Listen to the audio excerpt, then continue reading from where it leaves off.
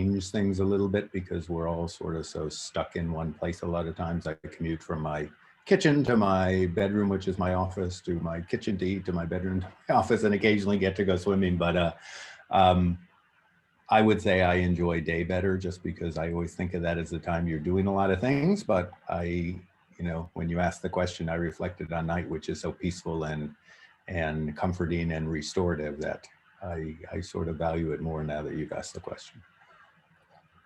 Thank you. I'll give the poll open a little bit longer, but does anyone else want to unmute and talk a bit? I will. This is Karen DeMonte. For me, it depends on the seasons. So during the winter, I prefer the days.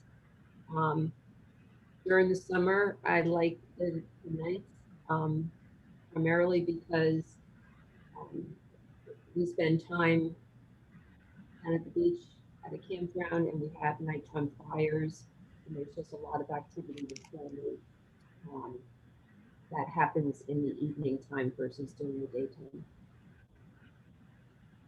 Thank you for sharing. I can say personally me, not that it matters, but it's really any time that I'm awake, and a majority of the time I'm awake at night. So I guess it would seem like I prefer the night, but there is a stillness and a calm that comes during the night that I really appreciate. But I'll just end the poll really quickly. So I see that when you think of night, the first thing that comes is sleeping. Many of you feel like the pandemic hasn't changed your view of nighttime, and many of you prefer the day, which is understandable. So I am an English major, and that lets me think about symbolism a lot and our unconscious connotations. In other words, the way that certain words or terms make us feel. So when we think about green, sometimes we think about nature and money and life, but green also represents envy and jealousy. Red is love and passion, but even unfettered passion can turn into bloodshed and rage. It is the same with night. There are negative connotations with positive ones as well. And when we think of day and night, we can't help but think of black and white. It is an inevitable conversation that will come up. Some people prefer even the color white specifically, or use it to explain innocence, purity. But the thing about that is too much innocence and you are unaware and ill prepared for the reality of the world. Night and day exist with each other, contrast necessary. The contrast is necessary to understand the pattern of nature. We can't really enjoy the day if we can't rest at night. We can't really enjoy the night if we haven't done what we need to do during the day. So both exist as necessary pieces of our lives. In a speech on April 3rd, 1968, Dr. King gave, and he said, "Be proud of our heritage. As somebody said earlier tonight, we don't have anything to be ashamed of. Somebody told a lie once. They couched it in language. They made everything black, ugly, and evil. Look in your dictionary and see the synonyms of the word black. It's always something degrading, low, and sinister. Look at the word white. It's always something pure, high, and clean. Well, I want to get the language right tonight. I want to get the language so right that everybody here will cry out, yes, I'm black, I'm proud of it, I'm black, and I'm beautiful." And I say this because no matter what we think, race and the discussion of race is inherent in everything. When you talk about darkness, somebody is also referring to skin. It comes with the idea of colorism. Colorism is the idea or the belief that somebody is better than another person based on the color of their skin. The closer to white you are, the better. So the lighter you are, the more attractive, the more comfortable people are with conversating with you or talking with you. So if we talk about night and we give night so much negative connotation, so much negative feelings, then inherently, when you talk about Black people, you're going to give Black people so much negative connotation and feelings. It's just the way that language works itself out. So that's why I put that in there. But night may hold danger, but it also holds silence and peace. The night is vulnerable. It is honest. Most of the times at night, a lot of us are blessed to be home. And when we're home, we are our true, authentic selves. During the day, we put on a mask, whether we want to or not. And we go outside and we behave in a way that we want other people to think of us. We have some sort of idea and ideal of ourselves, and we go outside and we fit that role. But when we come home, at the end of the day, we take that mask off and we act as our real selves. The night is a time of revelation. We strip ourselves to our most honest forms. Our words strip off to become real. It becomes flesh and dwells among us as a representation of our values and ideals. The things we do in the nights, the things we do in the dark when no one is around, when no one is there to justify your actions, when no one is there to question you, is our real selves. The night is the unconscious, and those decisions are just as important as any decisions that you make without a second thought. Those decisions showcase who you are and the values that you have. So I want to ask, does that change anyone's view of night? Does that change anyone's view of rest or themselves?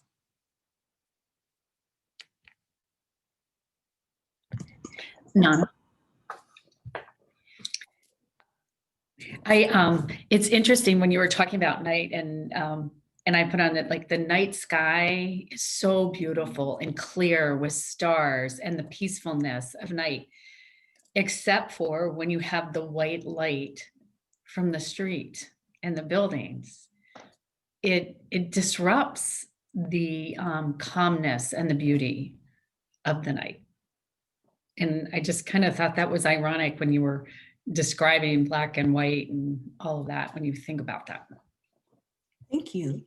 Thank you so much for adding, John. Anyone else?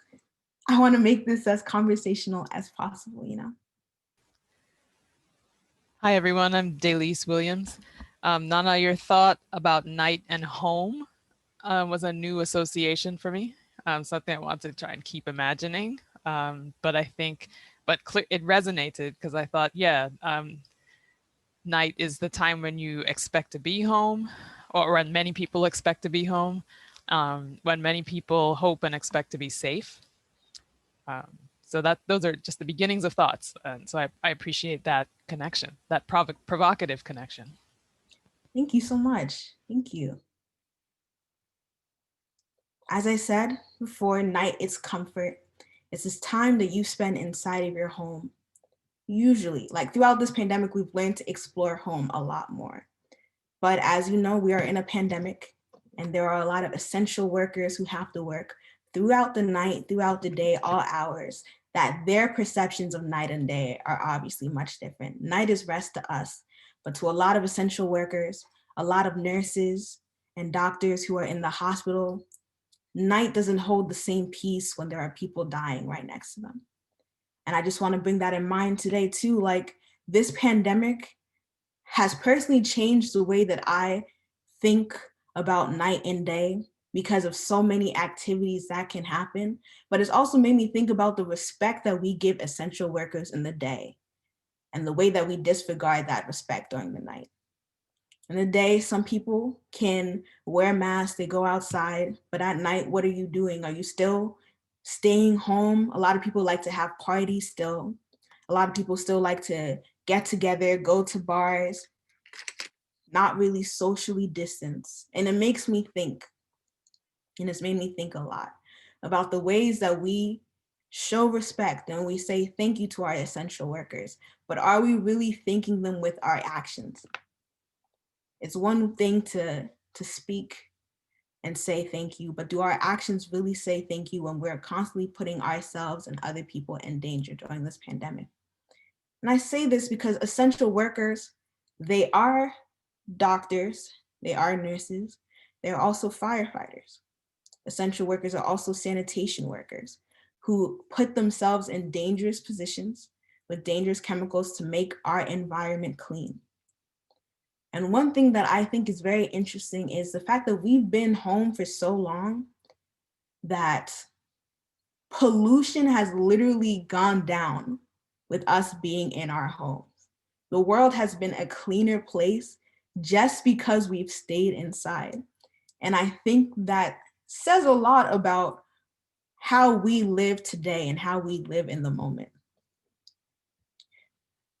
And I remember one time at night, I went to this place called a reservoir, and I sat at the top of a hill, and for the first time in my life, I was able to see the stars.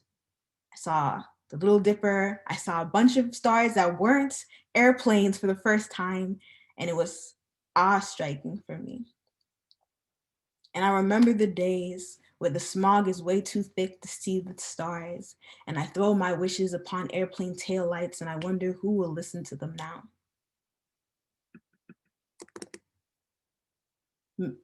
Yes, Brenton? Hi, I'm sorry, my camera's not on because I'm in transit, but I really love that last point. And as someone who thinks a lot about architecture and pays attention to the visuals of the environments that surround us, night is interesting because it gives us new ways to frame what we see. When spaces are not flooded with natural light, they are only visible to us through various kinds of artificial light, which can completely change perspective, and that can be deceptive. It can be illuminating. What I find most magical is the ways that it can sort of reframe our attention and direct us to notice and consider things perhaps we had not noticed before. Thank you so much, Brenton. I really appreciate that. I really appreciate your addition. Caroline? Hey everyone, so I'm Diana. I'm Caroline. So talking about night, I know for myself what I think of are just immigrants. So my mom is from Dominican Republic, and she took a boat here, and it had to be at nighttime. So I think of the beauty in that, and just her being able to seek refuge in that. Thank you so much. Thank you so much for that. I learned while doing research for this this project, this speak in general, is that Dr. King usually traveled at night. There is a sort of safety in knowing that you're moving without people watching you. And I personally like the night too, because my dad usually lives in Ghana, and there is a huge time difference. So it's the nighttime is the one time that we really have conversations like throughout the day. So I definitely agree with the family sentiment that you have with that as well. Is there anyone else who'd like to add? I really appreciate these additions.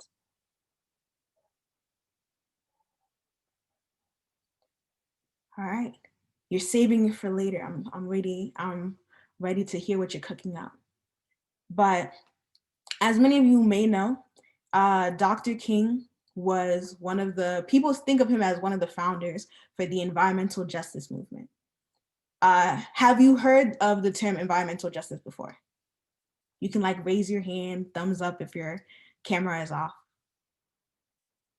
Cool, cool, cool, cool. Would anyone like to describe what environmental justice means?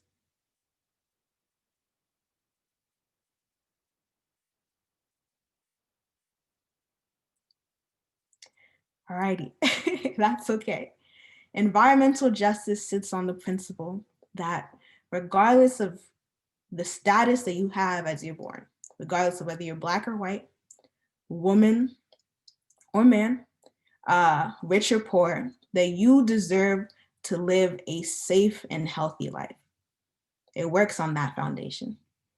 And I realized that I was reading this book called Hood Feminism, Notes from the Women That a Movement Forgot by Mickey Kendall. And she describes feminism as working for gender equality, but she does it in so many different ways than I ever decided of looking at feminism. She looks at it under the context of food security. That food security is a harm for women. So we should work on ending food insecurity for all people. Gun violence harms women a lot because of domestic violence. Usually if their partner has a gun and he's abusive, then they will get shot. Just a whole lot of different types of movements and concerns that she puts under the framework of feminism. And it made me realize that all movements that work under the context of rights begin to bleed into each other. Environmental rights, it's the civil rights, which is the hunger, which is the feminism, and they all encompass each other in the goal of equality and justice. You can't have environmental justice without having civil rights. You can't have civil rights without fighting for Black women. You can't have Black women without feminism. Everything works in its way together. And then you begin to understand how different issues begin to intersect. And you realize that if you care about one human rights issue, then inherently you should care about all human rights issues. Dr. King said in a 1967 Christmas sermon, it really boils down to this, that all life is interrelated. We are all caught in an inescapable network of mutuality, tied into a single garment of destiny. Whatever affects one directly affects all indirectly. Did you ever stop to think that you can't leave for your job in the morning without being dependent on most of the world? This is the way our universe is structured. This is its interrelated quality. We aren't going to have peace on earth until we recognize this basic fact of the interrelated structure of all reality. Here's something personal about me. Driving makes me nervous. This past winter, I have been practicing driving with my dad. And as you're on the road, you begin to realize how much you're dependent on someone else to follow the rules. You hope that someone will stop at the stop sign. You hope that they'll follow the traffic lights. You hope that when they turn, they'll stay in their lane. And that is what life is. We're all in our own car, we're all driving, but we're all praying that somebody follows their lights, somebody does their own indication as well. So I bring that into the term of environmental justice, because we all exist in a framework where environmental justice is necessary. Environmental justice works under the ideal that all people have the right to clean water, to no pollution, to safety, to health, that these are basic human rights. It is not a privilege. It is a responsibility of leaderships to uphold. It should not be a request. It is a standard to abide by. Food is not a privilege. If you want to eat like escargot and all that stuff, that is a personal decision, sure, but someone's ability to eat is not a privilege. It is a human right. The same way as health. Nobody should be sick just because they don't have the money for medicine or safety. Life's most persistent and urgent question is, what are you doing for others? How is the way that you're interacting with other people affecting other people as well? How does that how does that affect you? So I say it like this, just because of where I am, just because I'm in the US, and there is privileges in the US, doesn't mean that I should live a certain like our standards of living have become so debatable. I feel the homeless, the lack of homes in the US is a huge issue. And we've seen that now. We've seen it with the pandemic, and you start to wonder, personally, I start to wonder, for people who don't have homes right now, who don't have home security, where are they and how are they staying safe? How are they getting the masks that they need? How are they socially distancing when they don't even have a home to stay in to socially distance? So I'm gonna open that to other people. Like, have you thought about that? What are your thoughts about that personally? The fact that this pandemic is revealing a lot of issues that we have in our society.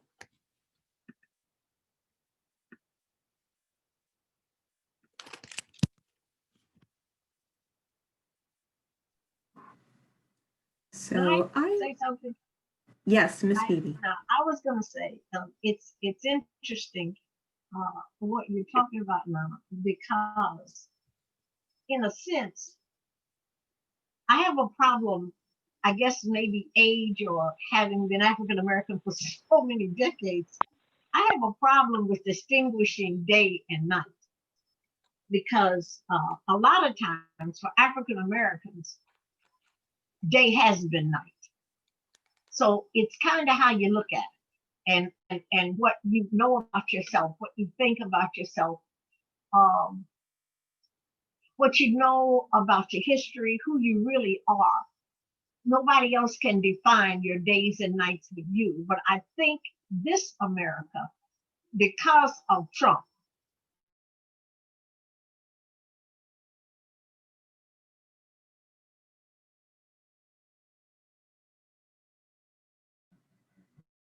it's like nobody's business. But I have to give Trump credit for one thing. He has taken the covers off of some invisible, serious racial problems that we chose to ignore, or we chose to act like they didn't exist. I had to say that. Thank you. I agree, and I very much appreciate your what your response was to that. And that is a good point that I was hoping to make too. So I appreciate you intersecting me into this. A lot of people make the excuse that, or they make the complaint that we are always making something about race. We're always bringing race in when race shouldn't matter. But the truth of the fact is, you can see race in everything. You see race and discrimination in housing, redlining districts where homeowners would make sure that Black people lived in one neighborhood to ensure that another neighborhood was easier to sell. The ability to gain credit or financial literacy. They don't teach financial literacy at home, at school. That's something that you have to learn, that you have to do research about. And if you don't know about it, you can't get anything. You literally need credit to get credit. Like, it's a terrible situation. And if you don't know how to navigate the system, then you will always be held behind. Access to healthcare, and I don't just mean hospitals, but I also mean insurance as well. That is also very hard for the Black community. I was talking to my parents and I realized that it's all a very hard circle to go through, because if I go into it some more, then it's also food security or food deserts. You live in a neighborhood where there are no grocery stores. So you have to buy groceries from a gas station or some other store that's not meant for selling food, fast food. Now you have diabetes. You want to buy medicine. You didn't have the money to buy organic food in the first place. So you definitely don't have the money to buy medicine. So now you're buying medicine, you don't have the money for food, and it's a vicious cycle. And people aren't aware of how viciously this cycle interacts with other people. It's the reason why Black women are 2 to 3 times more likely to die during childbirth. It's the reason why Black people are, I think, 45% more likely to have asthma, because the places that they're living in are not, the air quality there is very bad. So then you have asthma, you have bronchitis, you have all these other issues that are going through your body, and the reason why is because of the environment that you're living in. One thing that I wanted to also bring up too is, have any of you heard of Seneca Village before? So in New York, Central Park stands where Seneca Village used to be. And Seneca Village was a huge neighborhood basically for the Black community. It was majority Black people who lived in the neighborhood. People who wanted to make the park decided that they were looking for locations, and they chose Seneca Village, and they pushed everybody out. They made sure everybody who lived in the neighborhood left. They bought the housing, they just pushed them away, and they created Central Park. And if you look at the pricing of living near Central Park now, it's literally like thousands, tens of thousands of dollars a month, because the place that used to be for the Black community, they pushed them away to make it more agreeable, quote unquote. You know what I mean? Race is always in everything. After Hurricane Katrina, a lot of people had to leave their homes. And when they came back, their homes were bulldozed and apartments were made. So the same homes that they spent mortgage on, the same homes that they bought, they came home to find something completely different. The US has about 1 in 4 people are Black. In Flint, Michigan, it's 53% of the population is Black. And we already know that Flint still doesn't have clean water till today. When we talk about race, it's not to make anybody feel bad, but it's about bringing the context into the situation, because race is always going to be used as a context. Race is always going to be used. There is no reason that Black people should be sicker than white people. It has nothing to do with, like, race has nothing to do with genetics. It is literally a phenotype, which is the way that the gene physically displays itself, the color of your skin. But you'll find that Black people have higher percentages of illness. I say that all because environmental justice, the environmental justice movement, works to make people aware of this framework, makes people aware of the context in which we're living in, and how do we change that context. Environmental injustice is often supported by legislators. It's supported by laws that make it so that people can treat Black people however they want and put them wherever they want, and it doesn't feel like much can be done. So in the morning, I talked a bit about protest, and I talked a bit about how the daylight often symbolizes protest, and how do we protest during a pandemic? And I want to ask that to you all as well. The definition of protest feels a lot harder when you can't go out. I said this earlier. It feels hard to be part of a movement when you are standing still. Many of us, if we wanted to march, I personally could not march because of the pandemic was still raging. So I had to watch, and it felt like I wasn't putting in the same effort as everyone else when I saw them walking through Wilmington, walking through DC. So I want to ask, how has protest, or the definition of protest, changed for you over the years, if it has changed at all?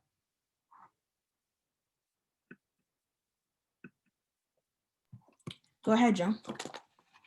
I am a lot clearer about not spending my dollars in places that don't represent my values, or I don't feel comfortable. And I will say, in this pandemic, I have found it easier when I've gone to places and they don't require people to wear masks, or not as strict. I feel they're putting my community at risk, and I won't go in those places anymore. So it's really showing up in those locations. So that's my protest. And I know I'm only one person and my dollars may not be a lot, but if a friend wants to go there or something, I'll say no. But that's, the soft, I guess, quiet way that I've done it and been very more adamant about it since the pandemic. Thank you. I definitely agree. The way we work, this country is very capitalistic, but the way we work in that frame, and the way we engage with other communities, the way we engage with other companies, is a form of protest. Yes, Karen, please go ahead. I agree with everything Joan said. I do the same. If I go to a place, I'm also finding myself being a little bit more vocal, and being an advocate. And I think most importantly is how we vote. So the way we vote is also, to me, a form of a protest if you're voting against something or someone who doesn't share your values or your thoughts, or what you believe to be just. I would say that in terms of protest, my generation would be the generation that protested to get open housing. We had definite areas that we had to work on because of legislative discriminatory practices and policies and procedures. So in order to open housing in order to go into restaurants, hotels called public accommodations. These were the things that we had to protest. But I think that the greatest form of protest is to not just walk up and down the street. Do something that's tangible. Get your group together, write legislation, keep going down to Dover, keep bugging up until something changes, particularly if what you're doing is the right thing. I'm not talking about just protesting to say, I'm Black. I know I am. My life matters. I know I am. But right now, in terms of we need to do something in relationship to education, professional development for teachers, that kind of thing. So you get yourself together. You get with people who look like you, who don't look like you, who know what they're talking about in education, and you write it up, put it in a proposal, keep going back, because if it's legislated, it may make an academic difference, but maybe that academic difference will turn into something more tangible. Thank you so much. I definitely agree with that too. One thing that I've seen been explored is social media and how social media has been used to continue to spread information. And I think that's also very important. Lack of knowledge, my people perish. We lose a lot when we don't understand or when we're not willing to understand. And I've seen social media be used to, as you said, basically apply pressure. And a lot of pressure has been applied, and I've started seeing changes or the beginning of changes based on people working to apply said pressure. And I really like what you said, the greatest form of protest is to do something that's tangible. And as Karen said, voting is very necessary. And I found myself having this discussion with a lot of my friends and a lot of people who usually say that they don't vote. I actually talked to someone who said that voting, one vote means nothing. And I used this analogy earlier today. My first journalism class, which was basically my only journalism class, very interestingly enough, I took it with Dr. McKay Jenkins. And he took us to the woods behind North Campus of the University of Delaware. And in the woods behind North Campus are a lot of trees, and there's a lot of vines growing on it. And when I was younger, I would see the vines and I'd be like, oh, it's green, it's with the tree. That's where the vines are supposed to be, definitely understand. But he explained that those vines are invasive species. They grow up, curl around the tree, and work towards pulling the tree down and uprooting the tree. So for like an hour and a half, he passed out like scissors, little clippers and machetes, and me and 25 kids max. I don't even think we were 25. We went around these trees and we worked towards snipping and pulling down the vines. In the hour and a half that we were outside, I'd say we pulled maybe 6 vines down. We saved 6 trees out of the thousands around us. And another fun fact is there are more trees on this planet than there are stars in our Milky Way. So it can be very easy to feel like the work that we did that day had no purpose. But the thing is, I now know which vines are invasive and I know what they look like. And if I decide to go outside and I take some friends and I show them where to cut, we all pull down some vines together. They show their friends where to cut. We all pull down vines together. At one point, it's going to keep growing. And more people are willing to pull down vines until all the vines are gone. And that's how life works. There are times when it feels like there is no hope to be had. But as long as you work towards pulling your vines and helping other people realize that these vines aren't helpful, then we work towards making nature more beautiful and more safer and saving more trees. So I'll transition a little bit back to night and protest. And one thing that I've seen is that night brings candlelight visuals, like birthday cakes that will never be blown out again. The night brings memories and visions, meeting our loved ones once again in our dreams. But the night is not death, it's rebirth. I was told often that we grow in our sleep, and in the night we understand real rest.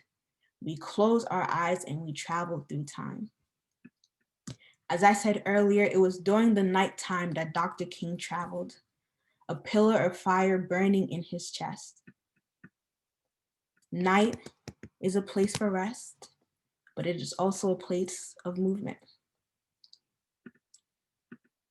I particularly like listening to rain at nights. I listen to rain sounds a lot before I sleep. And when I think of rain, I can't help but think of MLK, because if I could describe him in one word, I'd use the word storm. The lightning of his words knocking the wind right out of you, his anger and sadness fluctuating the temperatures of a room, the thunder of applause the crowds gave him. He gave hope for a harvest, that one day we may all reap the benefits of a movement, one of many prominent civil rights leaders who helped bring rain to a drought. On the night before MLK was murdered, April 3rd, 1968, a true storm rolled around in Memphis, Tennessee. As he gave his last speech titled, "I've Been to the Mountaintop," he proclaims, "We've got some difficult days ahead, but it doesn't matter with me now, because I've been to the mountaintop and I don't mind. Like anybody, I would like to live a long life. Longevity has its place, but I'm not concerned about that now. I just want to do God's will. And he's allowed me to go to the mountain. And I've looked over and I've seen the promised land. I may not get there with you, but I want you to know tonight that we as people will get to the promised land. So I'm happy tonight. I'm not worried about anything. I'm not fearing any man. Mine eyes have seen the glory of the coming of the Lord." It was an inspirational message, and yet a chilling prophecy, an eerie premonition that would come to pass not even 24 hours later. The next day, April 4th, 1968, Dr. King was shot at 6:01 p.m. 64 minutes later, at 7:05 p.m., Dr. King officially died after an emergency chest surgery. And with the sun officially set, that marks the day and time of Dr. King's last breath, an exhale of a man who lived and died for a movement that has not ended. The civil rights movement is not over. It is just been recycled. We saw that during the past summer. We see that after the insurrection of January 6th, and how people dared to compare it to the Black Lives Matter movement. We see it now with the true value of essential workers and the disproportionate danger the Black community is in during this pandemic. History feels like it's repeating itself. We wake up and we sleep and we wake up and we sleep and we wake up and we sleep and so on. But it's in this continuing cycle that I know that there are still victories to be claimed. As long as we have breath, as long as we're prepared to stand up for what is right, to love our neighbors as we love ourselves, and there is hope. We must use time wisely. So what are we doing? Are we waiting for another Martin when we ourselves are his students? Sometimes the student must surpass the master, for if we don't, what does that say about the teacher? The moon that shines tonight is the same moon from Wilmington, 1968. The same moon that shined during the uprising, when people decided that enough was enough, that we will stand for what we believe in. The same moon that shined for the 9 months that the Delaware National Guard occupied Wilmington. But we begin where we left off. It is a cycle we build off of. Yes, we wake up under the same sun and moon, but the people change. We change. We change because we need to, and we change because we deserve to. I want to conclude this session the same way I started the morning one, reading the poem that brought me here to you today. As some of you may know, on this day, 92 years ago, Dr. Martin Luther King Jr. was born. That day, January 15th, 1929, marks the beginning of his story, the start of his life and the foundation of his legacy. So I wanted to start this session with a poem that symbolizes my journey into poetry and my exploration of Dr. King's legacy. Sorry, I want to end this session. A poem that brought me to this very moment, sitting in front of you, exactly 4 years ago today, on Sunday, January 15th, 2017, I performed a poem for the MLK Voice for Youth competition. This poem was birthed through research, time and effort, and understanding how I personally understood Dr. King's words. So here is my poem, The Drought. If I had the chance to ask Dr. King his favorite color, I'd like to think he would respond, all colors have their beauty, but blue has a special place in my heart. For you see, fighting for what is right is never easy. So some days I look to the sky to remember the reason why we fight. And the color blue reminds me of it, revealing the freedom of the birds. That, young lady, is what we fight for, freedom. Today, some people may wonder what freedom we are missing. You have a home, family. What more is it that you ask for? Like Trayvon, we want the right to walk home with Arizona iced tea and Skittles in our hands. For our mothers not to be scared when we always have our hoods on, because we like it like that. Because our ears get cold, because honestly, we can't be bothered by society's depiction of our nappy hair. We want the cops to walk around our neighborhoods and our blood doesn't run cold. We don't tense up and try our best not to look suspicious when we've truly done no wrong. I'm scared for my brother. At 23 and 6'3", he is exactly the size that a cop might find intimidating and dangerous. Even though he is the best worker on his team, that is not a testament that will stay in the back of an officer's mind. Not when the mantra proves to be shoot first, ask questions never. With news like the ones we hear today, it is easy to forget how to swim. It makes drowning look so simple.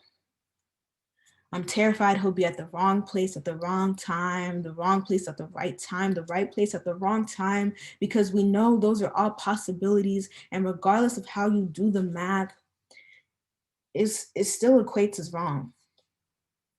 MLK once said, "We will not be satisfied until justice rolls down like waters and righteousness like a mighty stream." So each day our ancestors prayed for rain. Even now, today, 2021, we pray for rain. Rain to wash the tear gas from our eyes and to wipe away the black and blue from our bruises. And I hear that when you cry in the rain, it's hard to differentiate teardrops from raindrops. No matter where we turn, we can still hear them. The echoing cries of the spilled blood belonging to those whose deaths were unjustified. Not only to those whose names were publicized, but also to those whose deaths were merely swept under the rug. Blood is thicker than water. So it is the blood of our brothers and sisters that continually rain down on these cracked streets. We are giving racists ammunition. They argue, but what about Black on Black violence? We cannot justify the action of hatred that we spread around our own community, but when it seems like the entire government system is against you, simple anarchy becomes a simple solution. However, oftentimes the most simple solutions are not the best.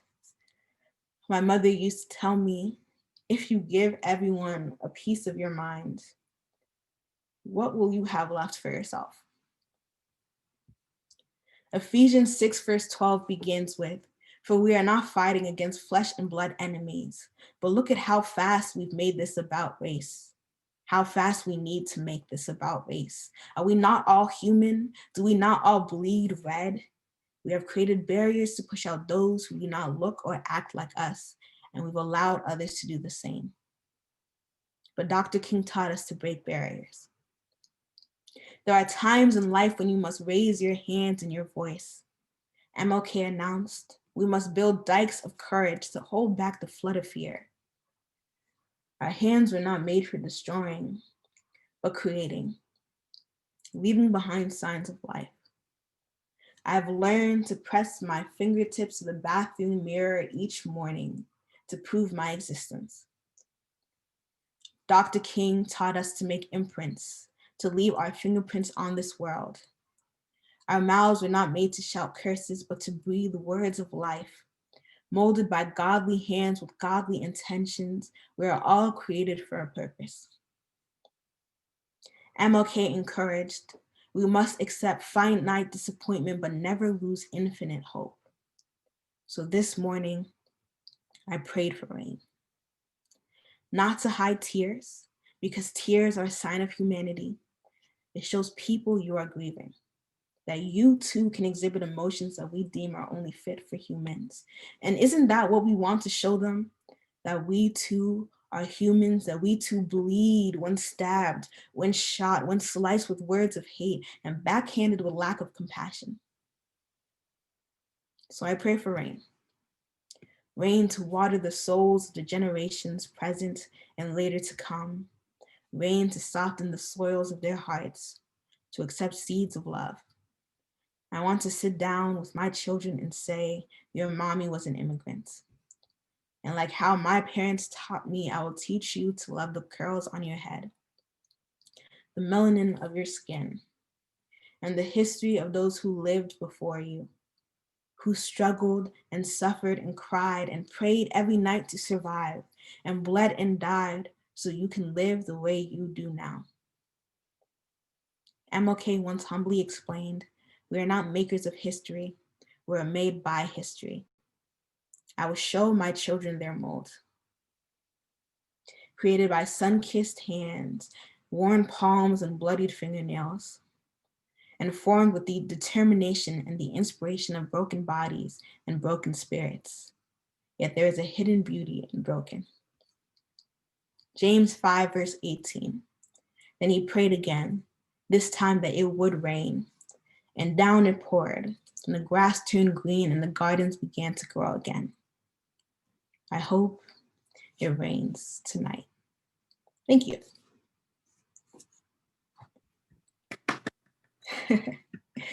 So I wanted to thank you all for being here. I really appreciate this personally, but I also appreciate the opportunity to be honest and to be vulnerable, because I think that's what we need right now. We need a lot of honesty and a lot of vulnerability. We think about protests and we think about the way that we have defined protests and the way that we define rights and privileges. And I think that it's important that we have these conversations. We give people the context that we need. And even though it is very hard to love, we do it anyway. Not because people deserve love or we feel that they deserve love, but because they need it. Dr. King worked on the mind frame of hatred cannot drive out hatred, only love can do that. He was a man who lived through prayer and love, and his legacy lives on. And I say this to say that even if night comes, your legacy will not die. Your words will live on in your loved ones, which will form memories, and those memories will create something long lasting, something longer than life. So as long as we learn to love people, even when it is very hard, especially when it is very hard to love people, then we do right by Martin Luther King, and we do right by others as well. So I thank you for your time. I thank you for giving me this platform. And please, if there's anything you want to say before we end, I would really love that too. So yes. So how about one more, just a round of applause for Nana for a very creative and compelling and personal, but also connecting piece of art that she just presented to us in this hour. I welcome anyone to unmute yourself and share how you're feeling, or if you have any response to Nana, or what your thinking is going into the weekend on this day of MLK's birth.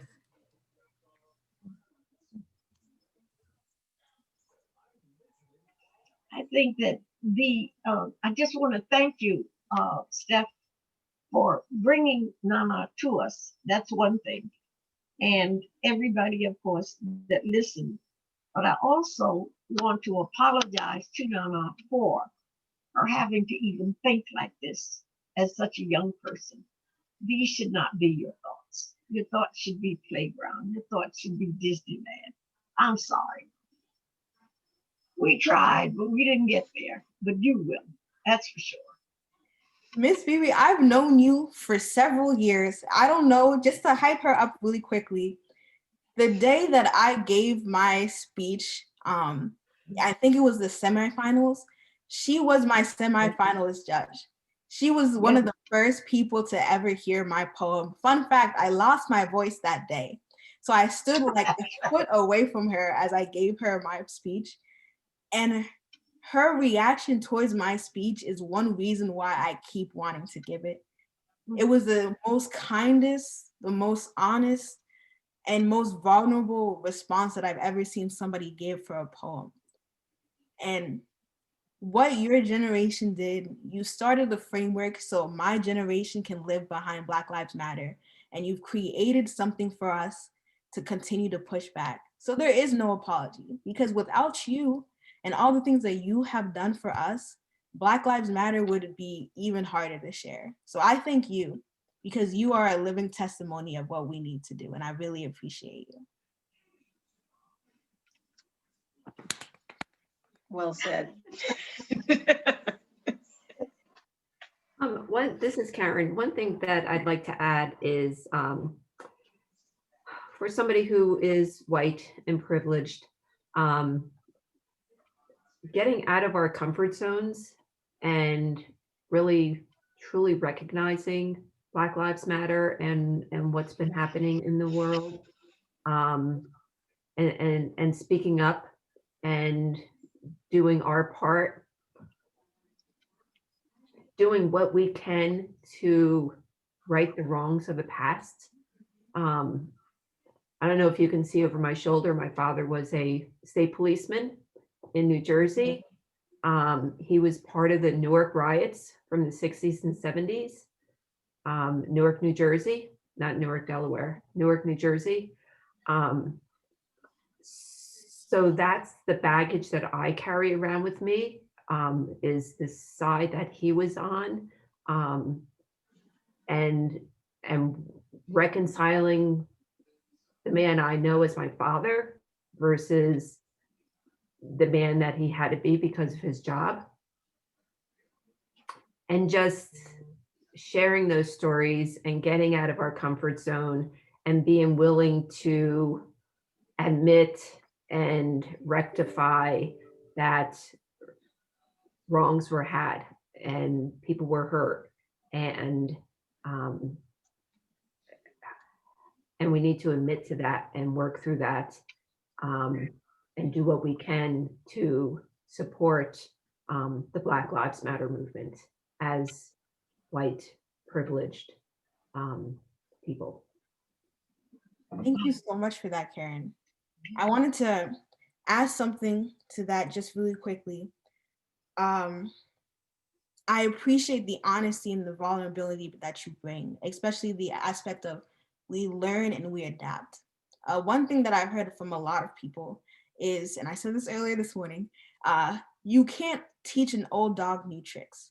The difference is that we are not animals, we are humans, and we are literally built on adapting. We're built to learn. Every day we are meant to learn something new.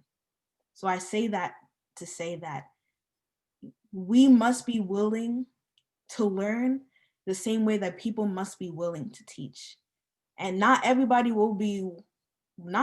is teachable. That's the big fact. And they'll deal with that the way they do. But as long as we are willing to teach, then we make sure that there is something more for us. So thank you for that. We also have to be willing to unlearn. I definitely agree with that too.